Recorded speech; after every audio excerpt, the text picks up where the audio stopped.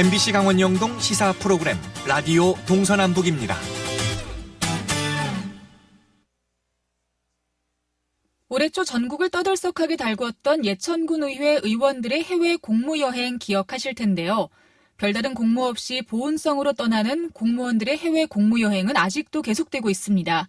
얼마 전 강원도청 직원들이 타당성을 찾기 어려운 보훈성 외유 시차를 떠나 논란이 일고 있는데요. 강릉시장과 원주시장의 황제 접종, 춘천시장과 도교육감의 황제 관용차 논란에 이어 발생한 일이기 때문에 더욱 공분이 일고 있습니다. 어떻게 된 일인지 자세한 이야기 들어보죠. 이 문제로 논평을 발표한 강원평화경제연구소 나철성 소장과 전화로 연결합니다. 안녕하십니까? 예, 안녕하세요. 네, 먼저 강원도청 직원들의 보훈성 외유 시찰, 누가 어디로 떠난 건지 자세하게 좀 설명 부탁드리겠습니다. 예, 그렇습니다. 강원도청 신청사의 건립과 관련돼서 미주 청사를 시찰하기 위해서 떠났다라고 이렇게 밝히고 있는데요. 지난 12월 14일부터 25일까지 미국 뉴욕과 샌프란시스코, LA 일대에 이 관공서를 돈다고 좀 알려져 있습니다.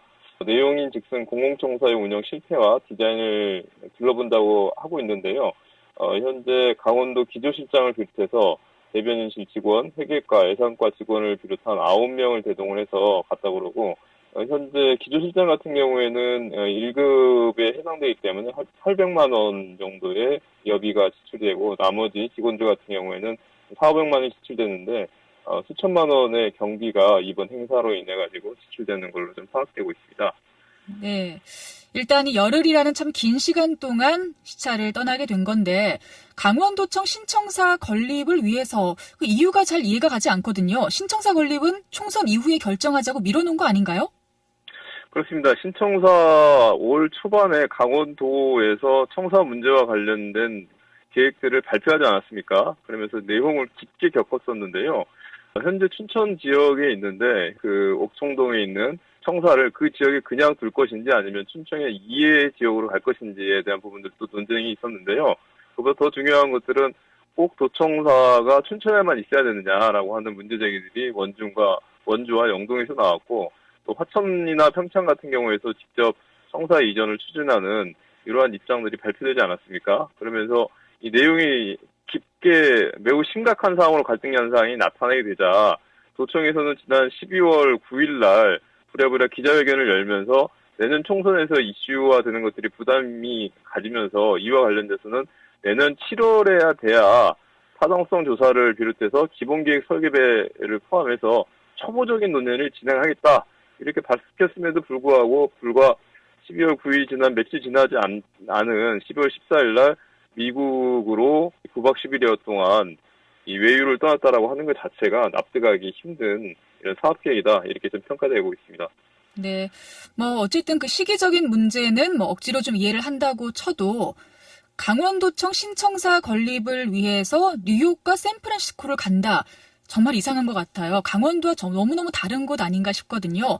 그 뉴욕시청은 세계 최대의 정부 건물 중 하나라고 하던데 강원도청을 그렇게 짓겠다 그런 뜻일까요? 저희도 그걸 잘 모르겠습니다. 이게 강원도청이 현재 자리에 짓는지 아니면 옮기게 되면은 몇 평 정도의 어느 정도 규모를 가지고 가는지도 전혀 지금 논의가 되지 않은 거 아닙니까? 저희가 해당 담당자하고 통화를 해봤더니 도에서도 이와 관련된 것들은 일체 논의를 진행하지 않고 있는 상황이다. 이렇게 얘기를 하고 있는데요. 뜬금없이 우리하고 가장 먼 곳에 위치하고 있는 미국 동부까지 날아가서 이 뉴욕 맨하탄에 있지 않습니까? 호화롭기로 유명한 곳인데요. 이런 곳들까지 굳이 가장 먼저 탐방을 가야 될 이유가 무엇인가 정말로 납득하기 힘든데요.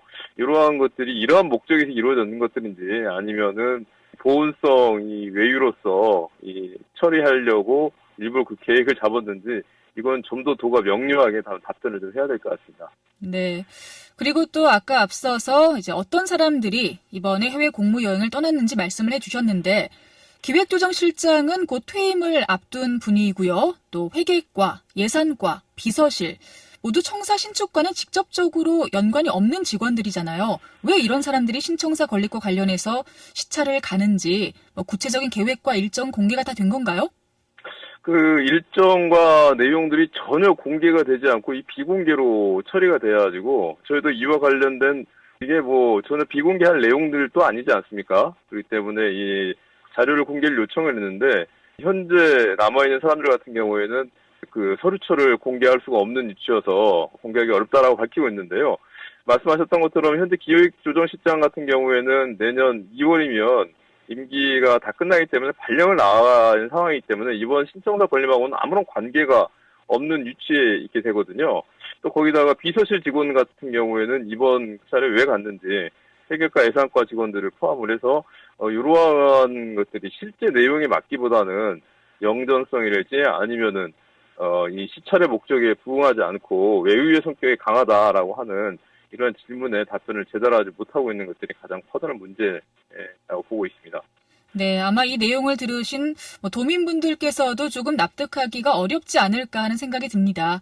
그리고 춘천시장과 또 도교육감의 초호화 황제 관용차 논란에 대해서도 좀 짚어보려고 하는데요. 도교육감의 경우는 내부 사진까지 공개하고 해명에 나섰지만 그 교체한 시트 가격 때문에 또 논란이 되고 있다고요? 그렇습니다. 이미 알려진 것처럼 강원도에는 황제들이 많이 살고 있는 것 같습니다. 강릉과 원주시장이 얼마 전에 황제 접종으로 해가지고 전국 누수가 되지 않았습니까? 그리고 춘천시장 같은 경우에는 1,400만 원에 달하는 이 관용차를 타게 됨으로써 황제 의전이라고 하는 그런 비난에 휩싸였는데요. 강원도 교육청이 수장을 맡고 있는 강원도 교육감 역시 잦은 랩사라고 할까요? 본인이 현재 시트를 사용하고 있는 것들이 한 550만 원 정도이기 때문에 서민의 눈높이, 도민의 눈높이에 맞을 것이다 라고 이렇게 먼저 공개를 했는데요. 알고 봤더니 이전 차량에서 떼어온 것이기 때문에 그 이전 비용까지 합치면 1,000여만 원이 넘는 걸로 이렇게 좀 알려져 있습니다. 이상과 같이 현재 단체장뿐만 아니라 이 도청 공무원들, 고위직들까지 현재 기품이 사라진 이러한 낭비성, 그런 의전과 이러한 처리에 대해서 어느 누구가 납득할 수 있을까라고 하는 그런 의구심이 좀 들고 있습니다. 그렇군요. 그리고 춘천시장 관용차의 경우는 문제가 불거지자 원상 복구 비용을 시트를 교체한 그 업체에게 떠넘겨서 또 비난이 있었잖아요. 지금 이 부분은 어떻게 됐나요? 업체가 다 부담을 해야 하는 건가요? 지금 상황이라고 한다면은 그 업체는 울고 울며 겨자 먹기 식이 돼버렸는데요. 시청에서는 이와 관련된 문제가 발생했을지 업체가 책임진다라고 하는 약속을 구두로 했다고 그래요. 근데 구두의 정확한 내용에 대해서 이 업체 측에서는 그와 같은 사실이 없다라고 이렇게 밝히고 있어서 이 진실 논란까지 되고 있는데요. 아무튼 관련 업체 같은 경우에는 현재 춘천시에서 대금을 지급하지 않고 있기 때문에 매우 난감한 처지에 놓여 있는 것들이고, 시민들의 눈에와 시각에서 봤을 때는 대체 이 춘천시장과 이 시 고위직 공무원들이 이번 사태에 대해서 얼마만큼 안이한 시각으로 대하고 있는지 새삼 느끼게 되는 그런 사건인 것 같습니다. 네, 한두 번도 아니고 이해할 수 없는 일이 계속해서 반복되고 있는 것 같습니다. 왜 이렇게 자꾸 계속되는 건지, 어떻게 해야 할지 대안을 좀 제시해 주신다면요? 두 가지만 말씀드리자고 한다면 가장 커다란 부분들은 이 고위공직자와 단체장들에 있어서의 의식의 문제이겠죠. 이런 특권 의식과 권위주의적 의식들이 전혀 사라지지 않았다라고 하는 것들이 계기와 조건이 되면 튀어나오기 때문에 더욱더 경각이 요구되는 것들이고요. 그보다 더 중요한 것은 시스템적으로 본다고 했을 때 이것들을 전부 다 관리 감독해야 될 위치가 지자체 단체에 있는 감사실과 감사위원회거든요. 근데 이런 감사위원회나 감사실이 전혀 기능을 하지 못하고 단체장이 눈치만 급급하다 보니까 이런 비위행위나 비리행위가 발생한다고 하더라도 그냥 눈가림식으로 아웅하고 끝내버리는 문제들이 계속 이런 문제들이 잉태되지 않는가라고 하는 인식이 강하기 때문에 향후에 이 감사실과 감사위원회 같은 경우는 외부 독립기구로 역할을 놓으면서 정확하게 비리와 규정들을 극복해 나갈 수 있는 그런 조치들을 강화해야 될 것 같습니다. 네, 이렇게 마지막 대안까지 좀 제시를 해주셨는데 앞으로 좋은 방향으로 발전할 수 있기를 기대를 해보도록 하겠습니다.